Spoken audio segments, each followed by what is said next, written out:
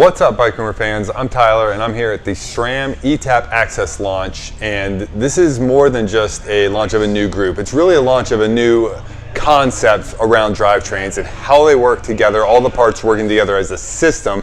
It means new derailleurs, new chain rings, obviously. But the bigger thing is there's new gearing, there's new chain management, so it's more durable, it's quieter, it shifts faster, it shifts more precisely. And the whole thing comes together under this AXS umbrella, which is AXS. And what that does is it not just gives you control of the bike, it gives you control of how the bike works for you. So let's take a look at the individual components first, and then we'll describe what AXS does to bring it all together and make it really and truly customized to you.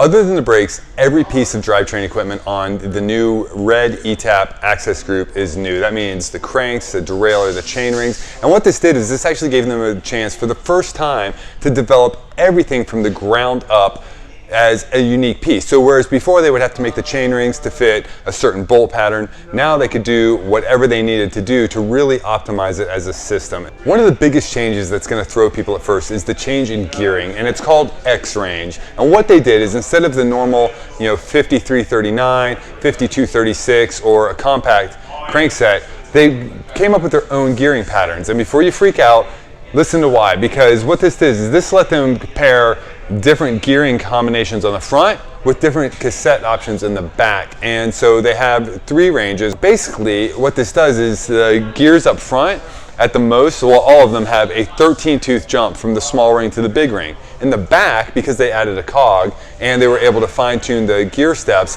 they have more cogs that have only a one-tooth jump. So your cadence is going to be much more similar as you're trying to find just that right cadence, as opposed to these bigger jumps that you're going to have with other systems that stuck with the traditional gearing.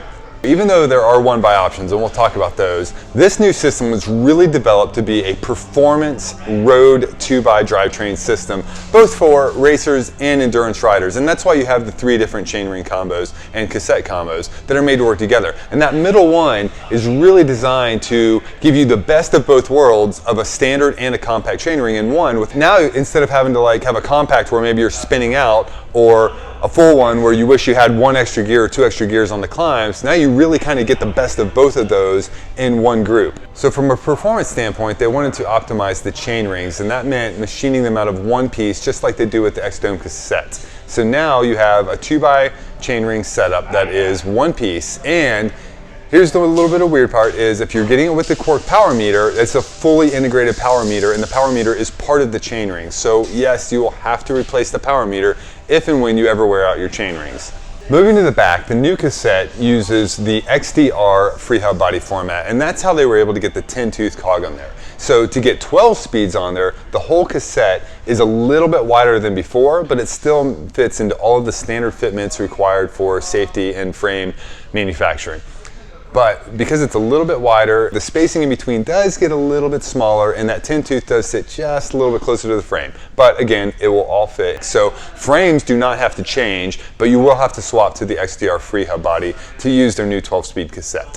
As far as the Cassettes Construction, it's the same as before. It's a one-piece machined out of steel, so it's light. It uses the elastomer silence rings, stealth rings inside, so it's quiet. But what really comes together is, as a system, it's going to be much quieter overall, and we noticed that riding on rough gravel roads with a lot of washboards, the drivetrain is just so quiet. And here's how they did that.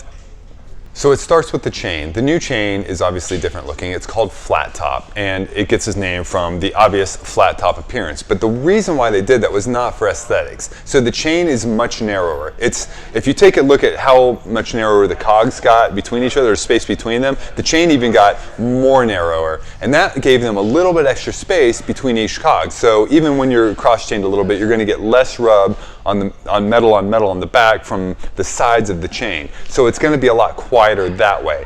It also gets a hard chrome finish, which makes it less abrasive on the cassette metal and the chainring metal, so it's going to be quieter that way. It's also going to last about 50% longer and help all the other components last longer too. Now, if you're worried about strength, yes, it got narrower, and even the plates all got narrower, but that's where the flat top design comes in. So the extra material, where normally you would have like a figure 8 shape plate, The flat top, that extra material at the top, adds more than enough to boost the strength, and they say the strength of this chain is just as strong, if not even a little bit stronger, than their 11-speed counterpart that they used before. So to shift that new chain are new derailleurs. The front derailleur gets a little bit of a geometry change, and that's mainly just to accommodate the different size chain rings that are here. It still fits in the normal mount, so it still has all the same mounting standards, and it just works with the new different size chain rings that SRAM will offer for the eTap AXS group. What the big news is on this one is that they were able to move the battery outboard about 2 to 2.5 millimeters, so that opens up room for bigger tires that are anywhere from like 4 to 5 millimeters wider. So they say official clearance recommendations to meet all the safety guidelines is a 700 by 42.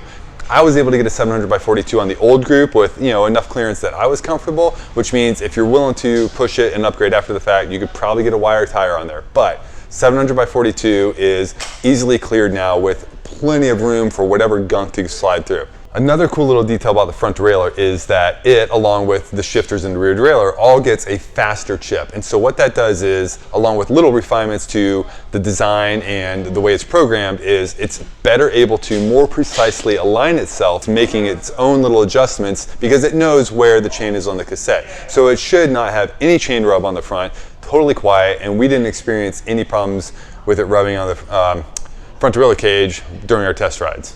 And now for the brains of the system, the rear derailleur. So the rear derailleur gets redesigned as well. It's a little bit stronger, faster chip, so it can react more quickly. But the big news on this one is the addition of a fluid clutch called Orbit. And whereas the mountain bike derailleurs have a mechanical clutch that's spring-loaded and a lot stronger, a lot stiffer, what this fluid clutch does is during normal shifts, especially as you're going up the cassette and the cage is getting pulled forward, you don't want a lot of tension because you're using a battery to power this. So it's not like you can just muscle through that. With this, you're relying on the battery. You don't want to drain the battery unnecessarily, having to push against this hard spring. So with a fluid clutch, imagine dragging your hand through water slowly. It's easy. And so as that cage moves slowly with each shift, no problem. But when it starts getting real bouncy, if you're going over washboards or rocky sections for a gravel ride, then that cage could be bouncing as the weight of the chain is bouncing up and down. And what this fluid clutch does is, now imagine dragging your hand quickly through water, you feel that more resistance. And that's essentially the same thing. There's a big vein, like a paddle inside, moving through a hydraulic fluid that's totally sealed. You'll never have to service it. It's good for the life of the derailleur. But what it does is the friction, the drag of moving that paddle through that fluid quickly controls the motion of the cage. And the reason they did this is because they knew people are going to want to add this to gravel bikes and one-by systems for cyclocross. And so not only do they make one-by chain rings now that are specific to this with their own X-Sync tooth profile for better chain management, they have a clutched rear derailleur now that will work specifically for road, and it's pretty impressive.